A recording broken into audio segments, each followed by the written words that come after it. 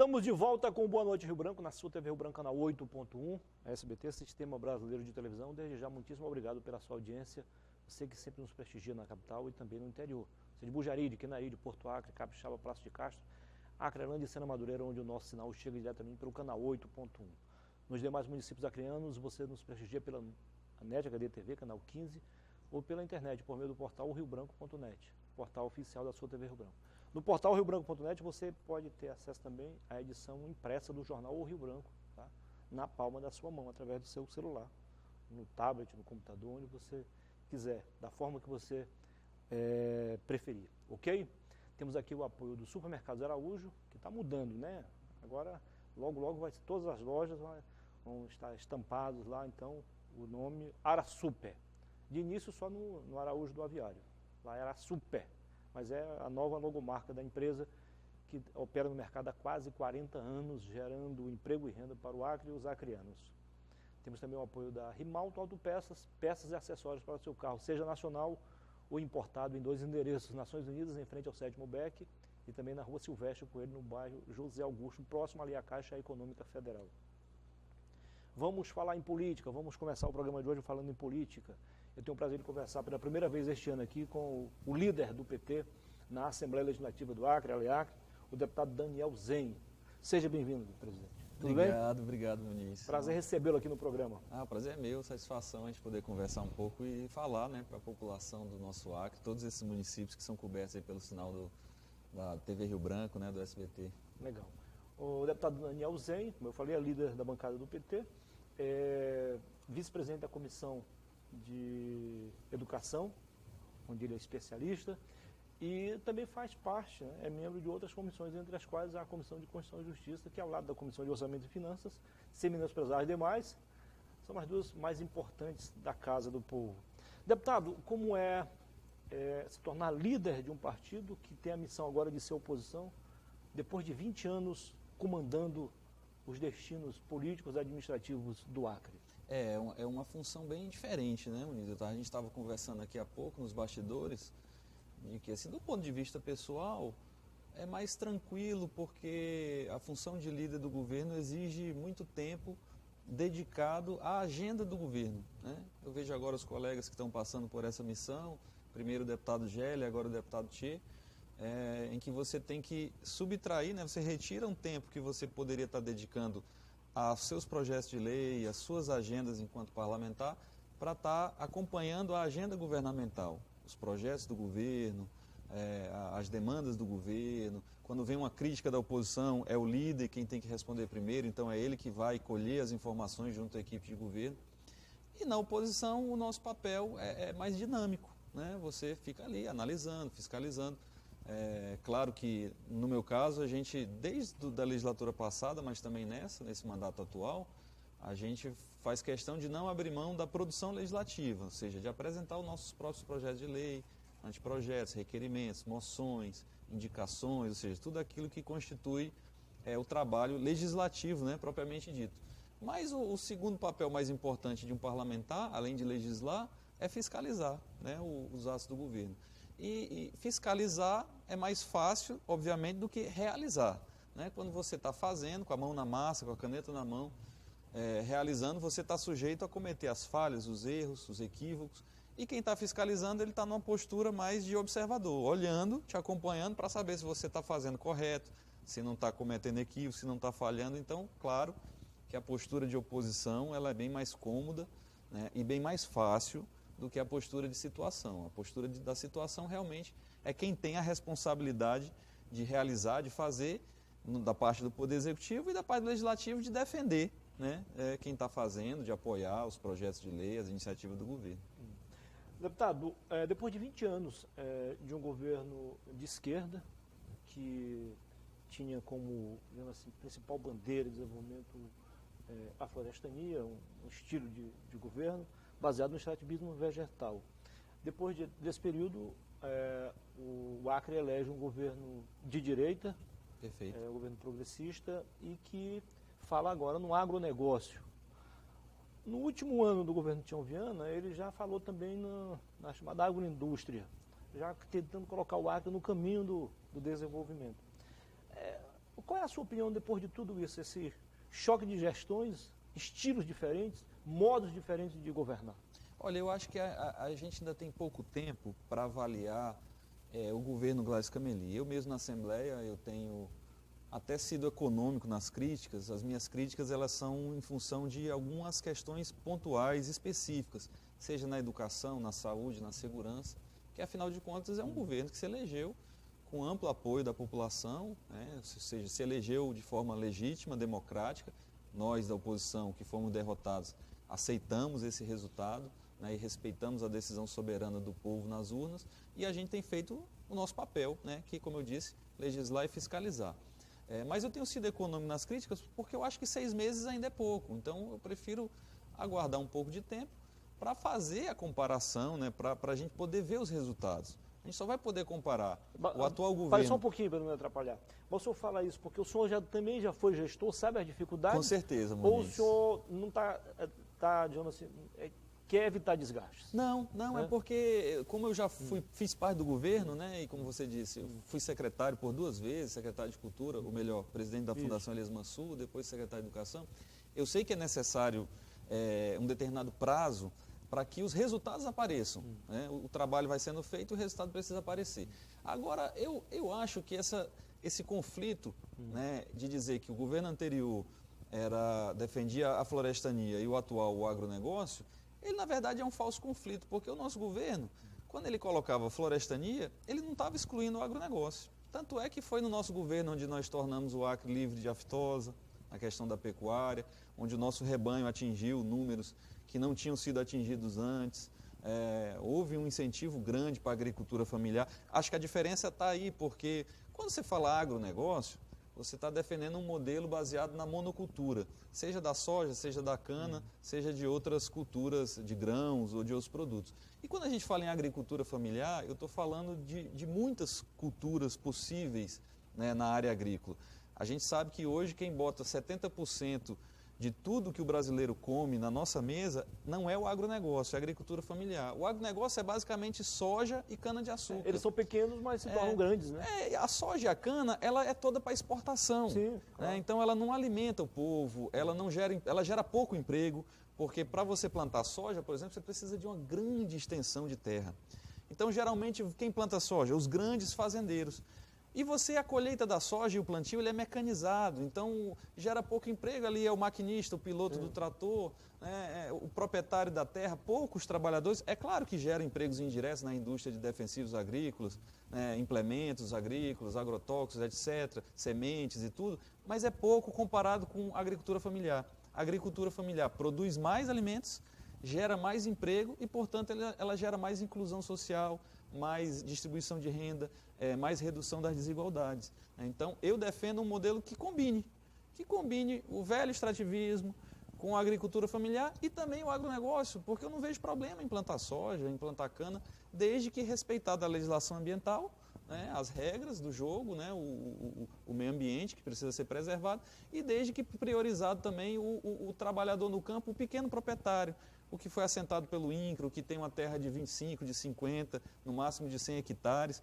Essa pessoa, esse produtor rural da agricultura familiar, ele precisa muito mais de ajuda do governo do que o grande fazendeiro. Porque o grande fazendeiro, que quer plantar soja, que quer criar gado, ele caminha com as próprias pernas. Sim, claro. Ele tem recursos. Claro que ele precisa de uma assistência técnica, claro que ele precisa de um apoio também do Estado, mas ele precisa menos do que o pequeno. Então, e o governo existe justamente para quê? Para equilibrar a balança entre os grandes e os pequenos. Então, eu acho que essa é basicamente a diferença, né, entre os dois projetos de governo nessa questão da agricultura. Deputado, o senhor tem uma boa formação acadêmica, já foi gestor também, então conhece os dois lados. E eu tenho observado, o senhor já falou aqui, só para reforçar, um estilo muito diferente de fazer oposição, muito mais comedido, muito mais responsável. Agora, a tendência do seu partido é ir para o confronto. Internamente, o senhor não vem sofrendo algumas pressões em função dessa, digamos assim, o excesso de crédito que o senhor está dando para o governo ainda? Olha, não, né, o próprio partido, o nosso partido, o PT é um partido muito grande, né, é o maior partido da América Latina, então ele tem muitas correntes de pensamento distintas, Até porque para ser um partido grande, realmente ele precisa ter essa tolerância em abrigar as diferentes linhas de pensamento. Essa linha mais moderada, essa é uma característica nossa desde o início da nossa vida pública. Antigamente os líderes políticos chamavam isso de facção. Agora, com essa história de facção criminosa, aí tem que criar outro nome, né? Mas o PT ele aprendeu ao longo da sua história a conviver com essas diferenças internas e, claro, que no momento das disputas eleitorais, unificar para fazer a disputa com os adversários externos. Eu parto do princípio, Muniz, que na política a gente não tem inimigos, né? A gente tem adversários. E uma das coisas que eu acho que a população, nesses tempos aí de judicialização da política, das pessoas às vezes generalizar, de dizer que tudo que é relacionado à política é sujo, é corrupção, é isso, é aquilo. E quando a gente vê agora até aquelas pessoas que eram consideradas heróis no combate à corrupção, como o Sérgio Moro, o Deltão Dallagnol, sendo pegos aí, fazendo combinações entre acusação e defesa, ou seja, prejudicando aí o princípio da imparcialidade do juiz, da isenção, da independência, né, do magistrado, da igualdade entre as partes, né, da paridade de armas. A gente vê que até isso está em jogo, né? As pessoas aí que acreditavam, né, nessa coisa do combate à corrupção, e a gente foi vendo que as pessoas que estavam lá imbuídas de fazer o combate à corrupção estavam escolhendo os alvos, né? Não, esse aqui deixa, não, vamos investigar só esse, ou seja, não estavam sendo imparciais.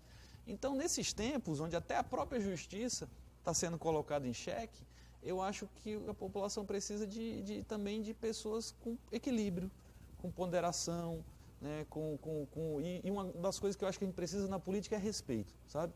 Eu vejo meus adversários, eu tinha embates duríssimos com a ex-deputada Eliane Sinhazic, mas a gente se dava super bem porque a gente se respeitava, né? Às vezes um ou outro cometia um excesso ali no calor da discussão, falava uma palavra mais dura, mas no final a gente sempre reconhecia até mesmo os excessos, pactuava, chegamos a apresentar vários projetos de lei juntos, olha só, PT e PMDB ali, né, adversários aqui no Acre ferrenhos, e a gente chegou a fazer várias parcerias, assim como a gente tem feito agora com o deputado Roberto Duarte, com outros colegas da oposição e, obviamente, com nossos colegas de bancada, né? Então, eu acho que a política precisa desse tratamento respeitoso, né, até mesmo entre os adversários, porque, como eu disse, não somos inimigos, somos apenas adversários. Uma resposta rapidinho para a gente ganhar tempo. Vocês tratam o deputado Roberto Duarte, assim como Marileide Serafim, como colegas de oposição já? Não, eles são, eles são da bancada independente, né? Se a gente falar que eles são oposição, eles ficam chateados, né? A gente respeita essa posição deles, né? Então, nós hoje, somando a bancada de oposição e independente, somos 8, 9 deputados, né? E agora depende da matéria, né? Se são matérias que o governo encaminha que a gente vê que não tem nenhum problema, assim, também não existe nenhuma orientação assim, de votar contra tudo do governo. Ao contrário, né? Se forem matérias interessantes. Ora, claro que nesses primeiros meses de trabalho na Assembleia a gente já se posicionou contrário a algumas matérias, como aquela que ampliou, né, o número de cargos comissionados, que a gente entendeu que não era de interesse público aquilo lá. No mês passado, aí nesta cadeira, sentou o secretário-geral do PT, secretário-geral nacional. Ele falou que o partido não abre mão de lançar candidaturas à prefeitura nas capitais e nas 50 maiores cidades do país. Esta semana, a prefeita Socorro Nery se posicionou em relação a uma possível candidatura do Jorge Viana ou do ex-deputado Raimundo Mangelim à prefeitura. Ela disse que é legítima a discussão, mas prefere não entrar nesse lado agora porque está preocupado mais com a gestão. Enfim, a pergunta é a seguinte: o PT já trabalha com expectativa de voltar ao poder? Olha, eu acho que é natural que o PT, um partido do tamanho do PT, pense em lançar candidatura própria. Mas eu acho que ainda é cedo e nós somos hoje aliados da prefeita Socorro Nery e constituímos a base legislativa dela na Câmara de Vereadores, né, com os nossos vereadores Rodrigo, Dancar, Jackson, né, Moraes. Então, eu acho que fazer uma discussão e dizer se nós teremos ou não candidatos seria até desrespeitoso com a prefeita. A gente vai esperar, né, temos feito conversas, a prefeita tem reafirmado isso publicamente e também de forma reservada, que nesse período agora ela está concentrada e focada na gestão, em realizar o trabalho da prefeitura, até porque isso é uma condição, né, para uma decisão se será ou não candidato. Nós vamos aguardar a definição também da prefeitura e depois disso, aí sim, tomar uma decisão se haverá candidatura própria ou não, ou se nós vamos apoiar um outro candidato da Frente Popular, da antiga Frente Popular, né? E agora vamos ver também que tipo de coligação, qual é o formato, né, que nós vamos lançar. Agora, claro que do ponto de vista nacional, você colocou, o partido está defendendo, né, que tenha candidaturas próprias em todas as capitais. E aí nós vamos fazer o equilíbrio, né, entre essa orientação nacional e as nossas especificidades locais aqui de Rio Branco. Eu sei que é difícil você trabalhar com hipóteses, né, tão distante ainda, mas existe a possibilidade de o partido apoiar uma eventual candidatura à reeleição da prefeita? Existe, eu acho que esse cenário não está descartado, né, vai depender muito da própria prefeita, né, definir se será ou não candidata, e dos diálogos que forem travados, né, em torno dessa hipótese. Né. São várias hipóteses, candidatura própria, apoiar a prefeita, ou eventualmente até uma terceira ou outra candidatura de outro colega de outro partido, mas eu, no momento, claro que é uma opinião pessoal, eu não estou falando aqui em nome da direção, apesar de fazer parte também da direção, como todo líder, né, do partido na Assembleia automaticamente integra a direção do partido, mas eu não estou aqui falando regional. em nome de regional. Eu não estou aqui falando em nome da direção regional, estadual. Né? É uma opinião minha. Eu, nesse momento agora, não descartaria nenhuma dessas hipóteses. Eu acho que todas as hipóteses que estão colocadas no tabuleiro são possíveis. Andam falando que, somente os nossos colegas colunistas, que a Frente Popular acabou. Eu pergunto ao senhor, acabou ou está apenas adormecida? Não, eu acho que naquele formato que ela vinha, que ela estava constituída e que ela foi se transformando ao longo dos anos, foram 20 anos de governo, mas foram 30 anos, Muniz, de Frente Popular. Não pode nem dizer que não deu certo, né? Deu certo demais, né? Eu acho que vai ser uma história de sucesso, uma história de vitórias. E, obviamente, que como toda história, nem tudo são flores, claro, né?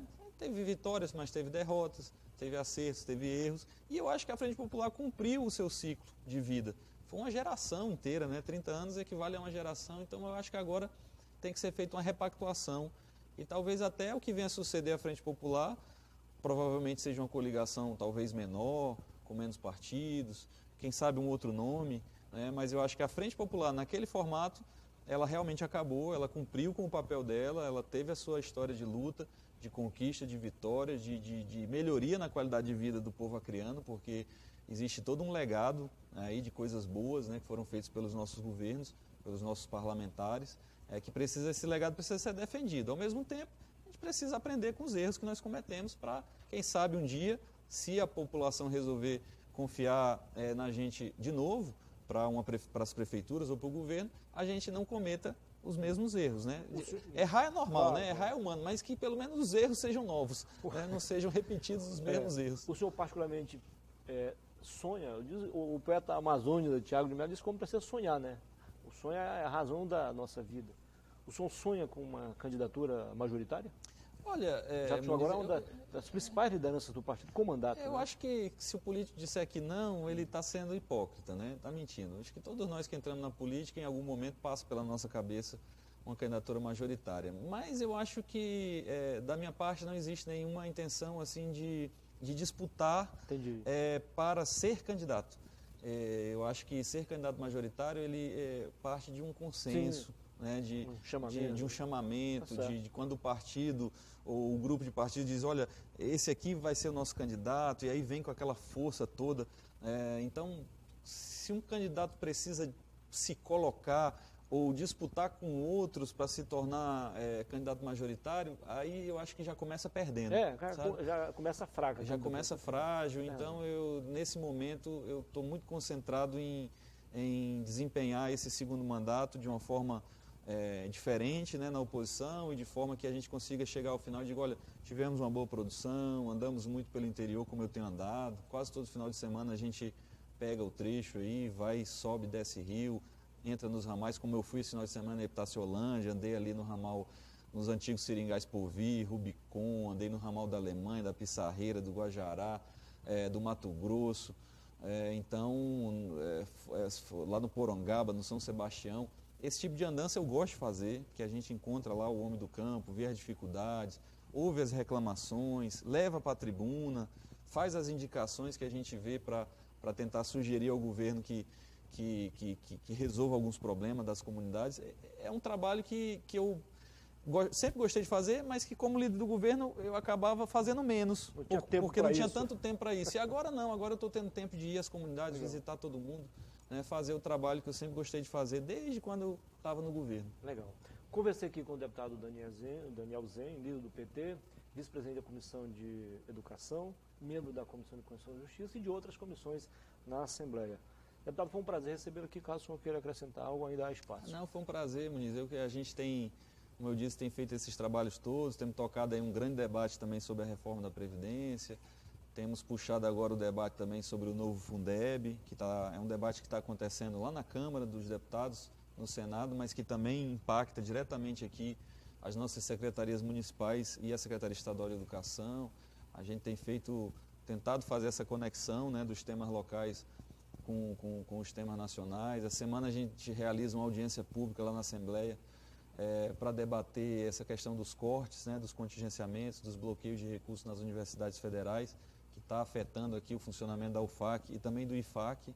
Né? Então, são trabalhos que a gente tem procurado fazer, além das andanças. E a gente agradece aqui o espaço da emissora, aqui no teu programa, e manda um abraço aí para todo o povo do Acre que está acompanhando. Um prazer. Sucesso. Obrigado.